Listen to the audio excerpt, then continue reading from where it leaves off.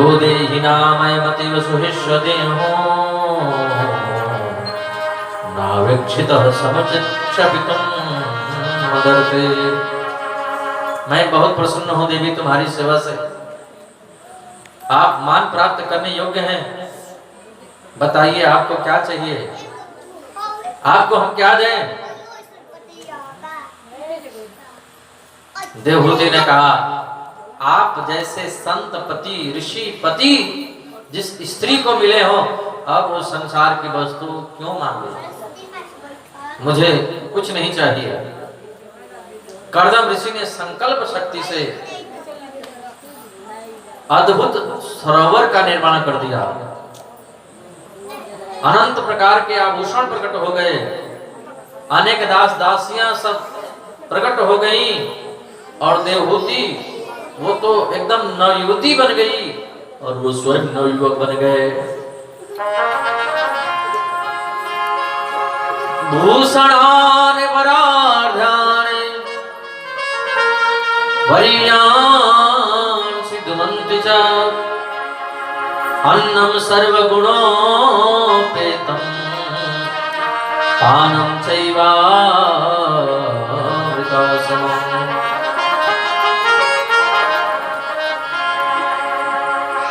ये तपस्या का थोड़ा सा नमूना है। साधना से क्या नहीं मिल सकता है। साधना ऐसी चीज है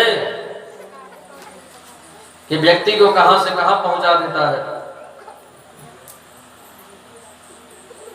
साधना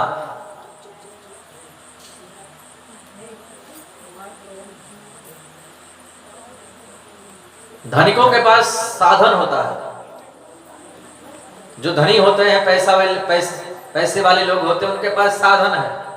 गाड़ी है, घोड़ा है, बंगले हैं, कार है, नौकर है, ये सब साधन है। पर संतों के पास कुछ नहीं होता, खाली साधना होती है। और संतों के साधना के आगे ये धनिकों के जो साधन है वो आगे पीछे घूमते हैं। बोलो राधे राधे।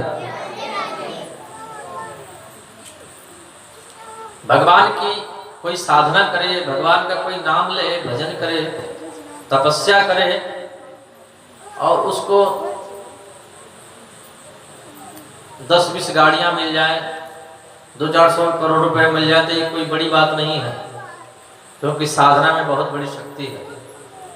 आजकल लोग कहते हैं कि महात्माओं के पास अच्छी गाड़ियां होती हैं, अच्छे बंगले होते हैं, बंगले नहीं आश्रम होते हैं, अच्छी सुविधाएं होती हैं। बोले साधना का प्रताप है।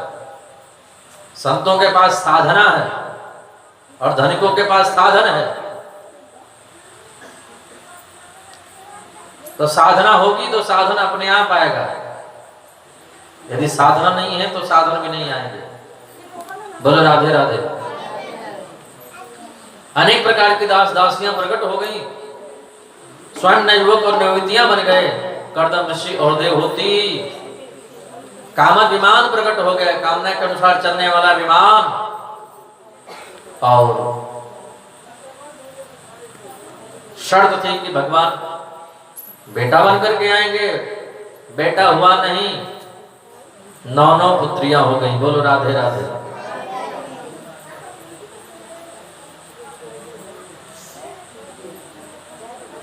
नौ बेटियां हो गई।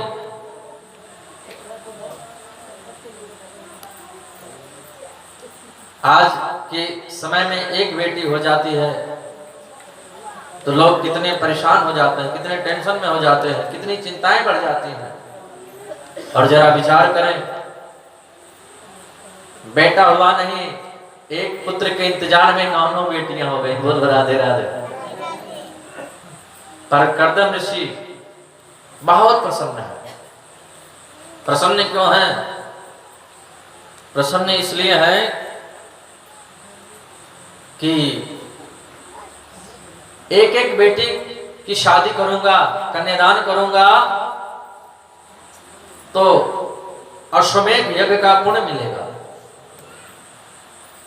9 बेटियों की शादी करूंगा तो 9 अश्वमेध यज्ञ का हमको पुण्य घर बैठे मिल जाएगा।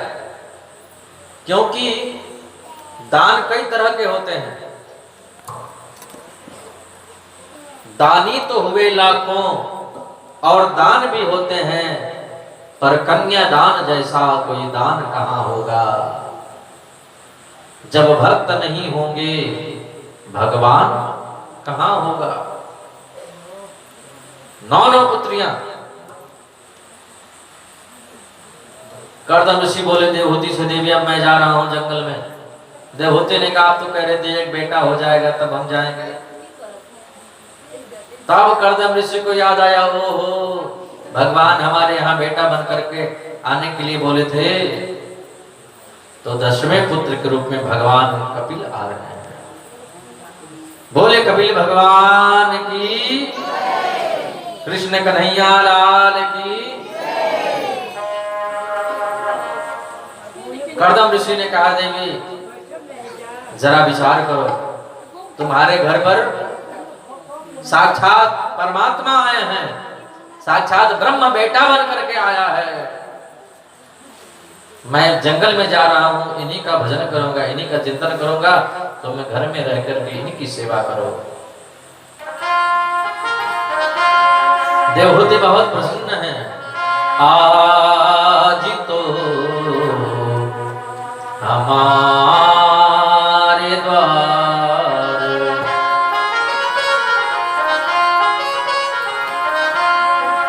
आज तो हमारे द्वार मेरे प्रभु आए। आज तो हमारे द्वार, आज तो हमारे द्वार परमात्मा आए हैं। मैया देवहूति अपने छोटे से बालक को मंच पर बैठाती हैं, चंदन लगाती हैं,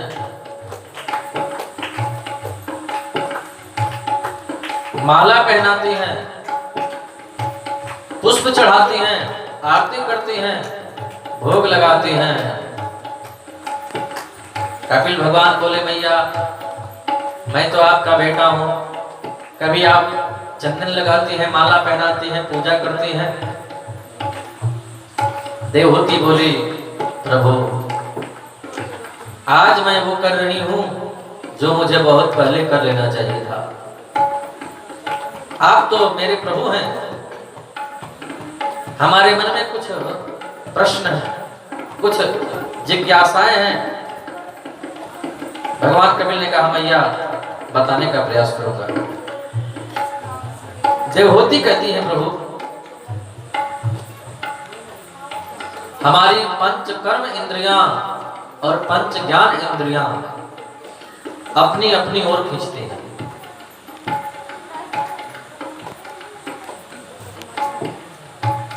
ये इंद्रियों को बस में कैसे कर देगा प्रभु। पंच कर्म इंद्रियां और पंच ज्ञान इंद्रियां अपनी अपनी ओर खींचती हैं। आंख कहती है सुंदर दृश्य देखना है, कान कहते हैं सुंदर गीत सुनने हैं, जिह्वा कहती है रसगुल्ला खाना है, नाक कहते हैं सुंदर सुगंधी लेना है, त्वचा कहती है कोमल सुंदर स्पर्श करना है। ये पांचों कर्म इंद्रियां, पांचों ज्ञान इंद्रियां अपनी अपनी ओर खींचती हैं। हालत ऐसे बन गई है जैसे एक आदमी की बहुत सारी पत्नियां हों।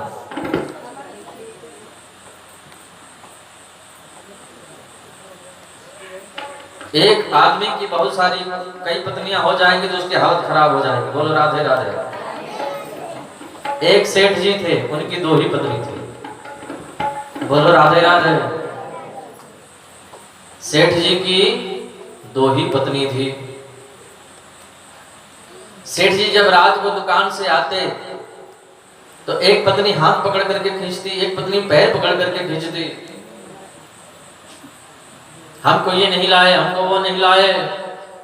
सेठ जी रोते, कहते देवी सवेरे जरूर लाऊंगा, रोज कहते हो लाऊंगा लाऊंगा, लाते नहीं हो। जिस घर में सेठ जी की खिंचाई हो रही थी 12 बजे रात में उसी घर में एक चोर पहुंच गया चोरी करने के लिए।